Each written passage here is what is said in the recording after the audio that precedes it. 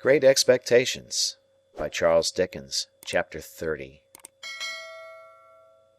After well considering the matter while I was dressing at the Blue Boar in the morning, I resolved to tell my guardian that I doubted Orlick's being the right sort of man to fill a post of trust at Miss Havisham's.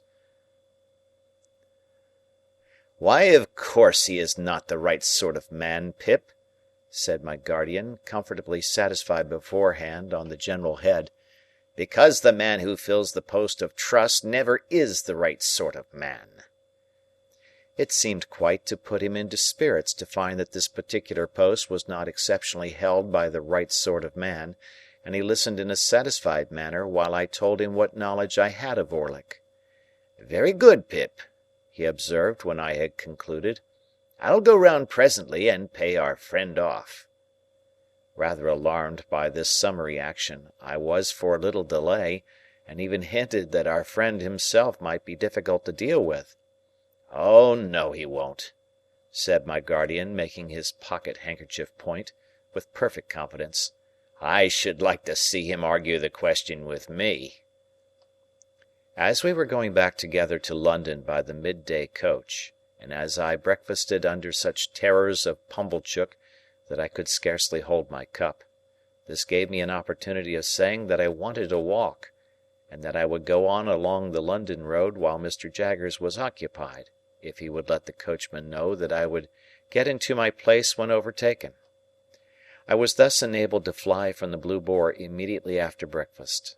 By then, making a loop of about a couple of miles into the open country at the back of Pumblechook's premises, I got round into the High Street again, a little beyond that pitfall, and felt myself in comparative security.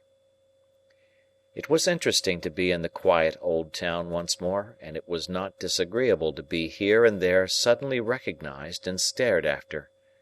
One or two of the tradespeople even darted out of their shops, and went a little way down the street before me, that they might turn, as if they had forgotten something, and pass me face to face. On which occasions I don't know whether they or I made the worse pretence, they of not doing it, or I of not seeing it.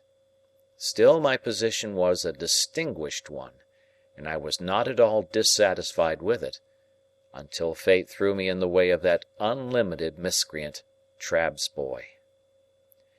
Casting my eyes along the street at a certain point of my progress, I beheld Trabb's boy approaching, lashing himself with an empty blue bag.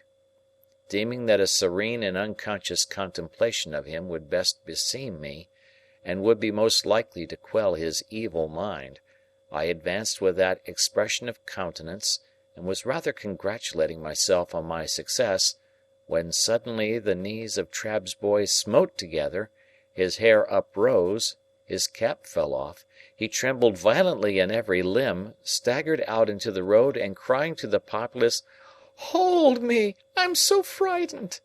feigned to be in a paroxysm of terror and contrition, occasioned by the dignity of my appearance.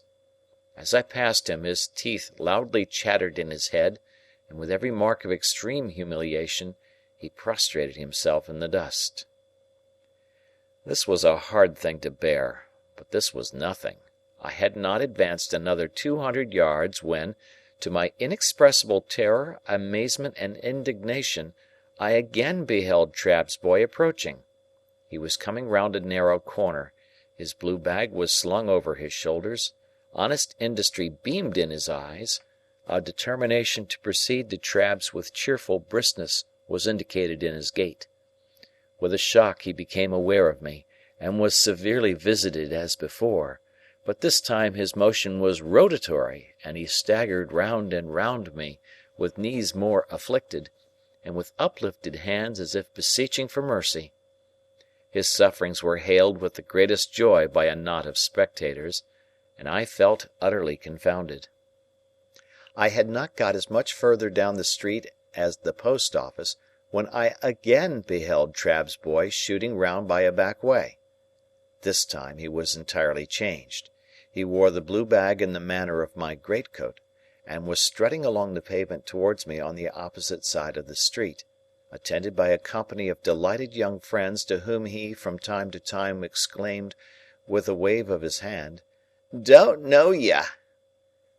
Words cannot state the amount of aggravation and injury wreaked upon me by Trabb's boy, when passing abreast of me he pulled up his shirt collar, twined his side hair, stuck an arm akimbo, and smirked extravagantly by wriggling his elbows and body, and drawling to his attendants, "Don't know ye, don't know ye, 'pon my soul, don't know ye." The disgrace attendant on his immediately afterwards taking to crowing and pursuing me across the bridge with crows, as from an exceedingly dejected fowl who had known me when I was a blacksmith, culminated the disgrace with which I left the town, and was, so to speak, ejected by it into the open country. But unless I had taken the life of Trabb's boy on that occasion, I really do not even now see what I could have done save endure.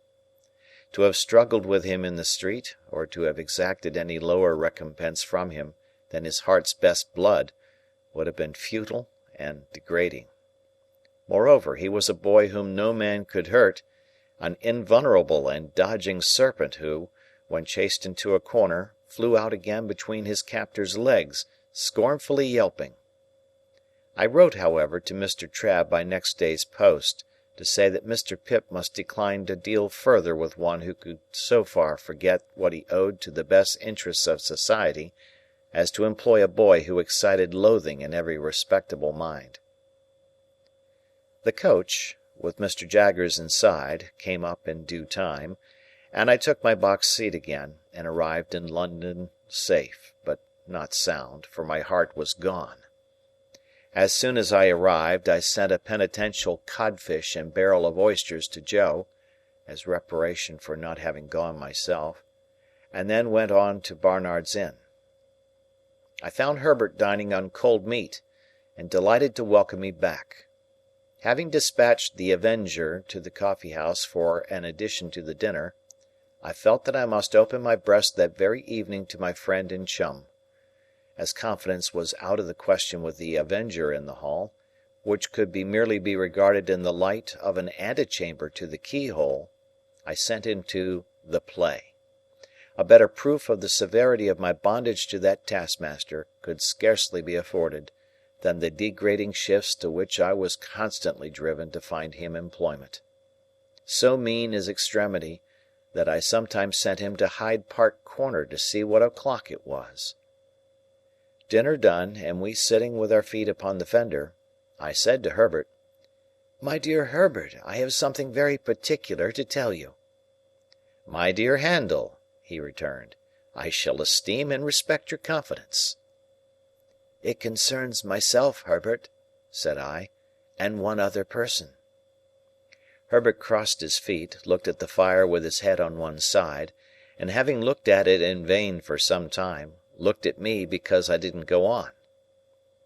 "Herbert," said I, laying my hand upon his knee, "I adore Estella." Instead of being transfixed, Herbert replied in an easy, matter-of-course way, "Exactly. Well?" "Well, Herbert, is that all you say? Well?" "What next, I mean," said Herbert. "Of course I know that." "How do you know it?" said I. "How do I know it, Handel? Why, from you." "I never told you." "Told me? You have never told me when you have got your hair cut, but I have had senses to perceive it. You have always adored her, ever since I have known you. You brought your adoration and your portmanteau here together. Told me! Why, you have always told me all day long. When you told me your own story, you told me plainly that you began adoring her the first time you saw her, when you were very young indeed." "Very well, then," said I, to whom this was a new and not unwelcome light. "I have never left off adoring her, and she has come back, a most beautiful and most elegant creature, and I saw her yesterday, and if I adored her before, I now doubly adore her." "Lucky for you, then, Handel," said Herbert, "that you are picked out for her and allotted to her. Without encroaching on forbidden ground, we may venture to say that there can be no doubt between ourselves of that fact. Have you any idea yet of Estella's views on the adoration question?" I shook my head gloomily. "Oh, she is thousands of miles away from me," said I. "Patience, my dear Handel, time enough, time enough. But you have something more to say?" "I am ashamed to say it," I returned, "and yet it's no worse to say it than to think it. You call me a lucky fellow. Of course I am. I was a blacksmith's boy but yesterday.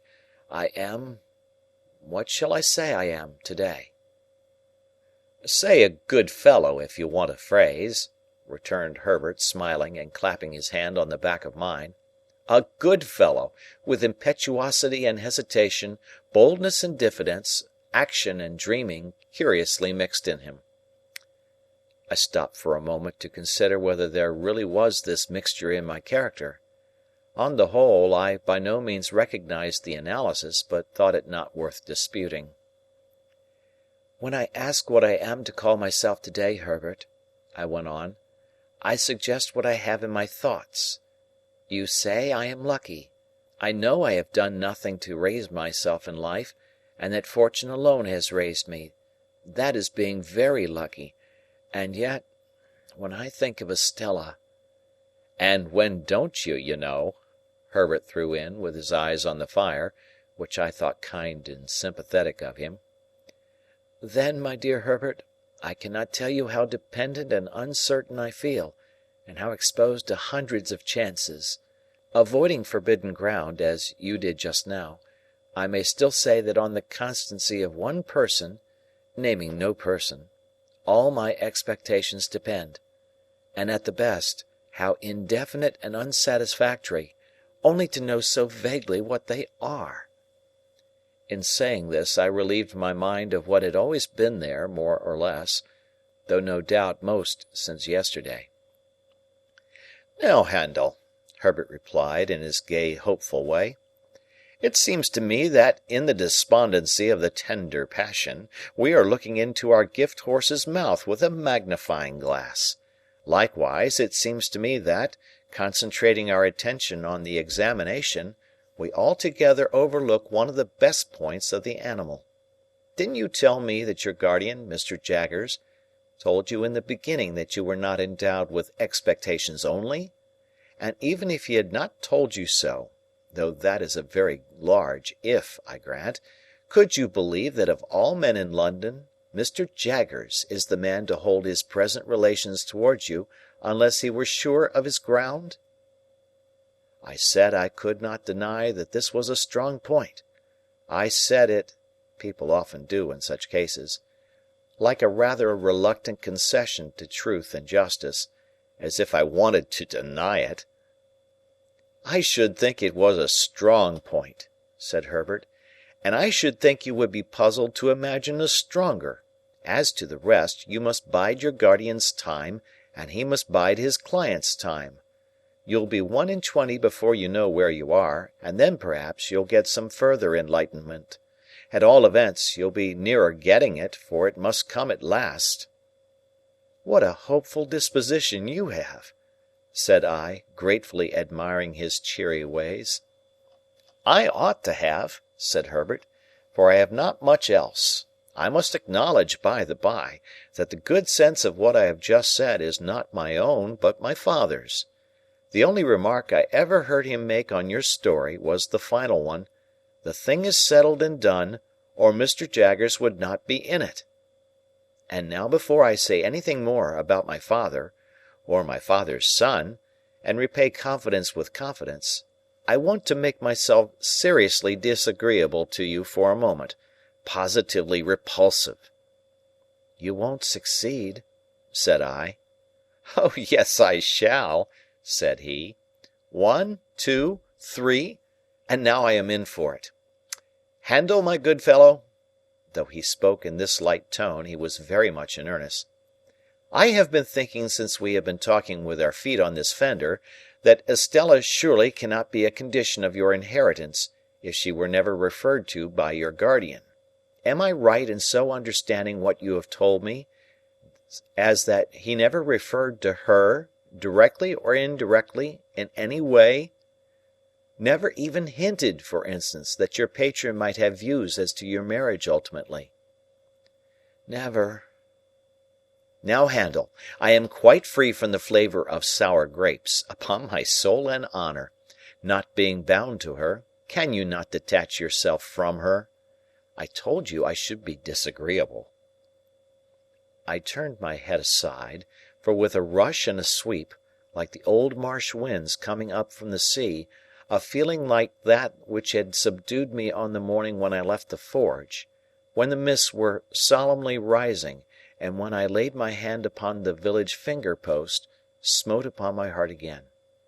There was silence between us for a little while. "Yes, but my dear Handel," Herbert went on, as if we had been talking instead of silent, "its having been so strongly rooted in the breast of a boy, whose nature and circumstances made so romantic, renders it very serious. Think of her bringing up, and think of Miss Havisham. Think of what she is herself. Now I am repulsive, and you abominate me. This may lead to miserable things." "I know it, Herbert," said I, with my head still turned away, "but I can't help it." "You can't detach yourself?" "No, impossible." "You can't try, Handel?" "No, impossible." "Well," said Herbert, getting up with a lively shake as if he had been asleep, and stirring the fire, "now I'll endeavour to make myself agreeable again." So he went round the room and shook the curtains out, put the chairs in their places, tidied the books and so forth that were lying about, looked into the hall, peeped into the letter-box, shut the door and came back to his chair by the fire, where he sat down, nursing his left leg in both arms. "I was going to say a word or two, Handel, concerning my father and my father's son. I am afraid it is scarcely necessary for my father's son to remark that my father's establishment is not particularly brilliant in its housekeeping." "There is always plenty, Herbert," said I, to say something encouraging. "Oh, yes, and so the dustman says, I believe, with the strongest approval, and so does the marine store shop in the back street. Gravely, Handel, for the subject is grave enough, you know how it is as well as I do. I suppose there was a time once when my father had not given matters up, but if ever there was, the time is gone. May I ask you if you have ever had an opportunity of remarking, down in your part of the country, that the children of not exactly suitable marriages are always most particularly anxious to be married?" This was such a singular question that I asked him in return, "Is it so?" "I don't know," said Herbert, "but that's what I want to know, because it is decidedly the case with us. My poor sister Charlotte, who was next me and died before she was 14, was a striking example. Little Jane is the same. In her desire to be matrimonially established, you might suppose her to have passed her short existence in the perpetual contemplation of domestic bliss. Little Alick in a frock has already made arrangements for his union with a suitable young person at Kew, and indeed I think we are all engaged except the baby." "Then you are?" said I. "I am," said Herbert, "but it's a secret." I assured him of my keeping the secret, and begged to be favoured with further particulars. He had spoken so sensibly and feelingly of my weakness that I wanted to know something about his strength. "May I ask the name?" I said. "Name of Clara," said Herbert. "Live in London?" "Yes. Perhaps I ought to mention," said Herbert, who had become curiously crestfallen and meek, since we entered on the interesting theme, "that she is rather below my mother's nonsensical family notions. Her father had to do with the victualling of passenger ships. I think he was a species of purser." "What is he now?" said I. He's an invalid now," replied Herbert. "Living on—" "On the first floor," said Herbert, which was not at all what I meant, for I had intended my question to apply to his means. "I have never seen him, for he has always kept his room overhead since I have known Clara, but I have heard him constantly. He makes tremendous rows, roars, and pegs at the floor with some frightful instrument." In looking at me, and then laughing heartily, Herbert for the time recovered his usual lively manner. "Don't you expect to see him?" said I. "Oh, yes, I constantly expect to see him," returned Herbert, "because I never hear him without expecting him to come tumbling through the ceiling. But I don't know how long the rafters may hold." When he had once more laughed heartily, he became meek again, and told me that the moment he began to realize capital, it was his intention to marry this young lady. He added as a self-evident proposition, engendering low spirits, "But you can't marry, you know, when you're looking about you." As we contemplated the fire, and as I thought what a difficult vision to realize this same capital sometimes was, I put my hands in my pockets. A folded piece of paper in one of them attracting my attention, I opened it and found it to be the playbill I had received from Joe, relative to the celebrated provincial amateur of Roscian renown. "And bless my heart," I involuntarily added aloud, "it's to-night!" This changed the subject in an instant, and made us hurriedly resolve to go to the play. So, when I had pledged myself to comfort and abet Herbert in the affair of his heart by all practicable and impracticable means, and when Herbert had told me that his affianced already knew me by reputation and that I should be presented to her, and when we had warmly shaken hands upon our mutual confidence, we blew out our candles, made up our fire, locked our door, and issued forth in quest of Mr. Wopsle and Denmark. End of chapter.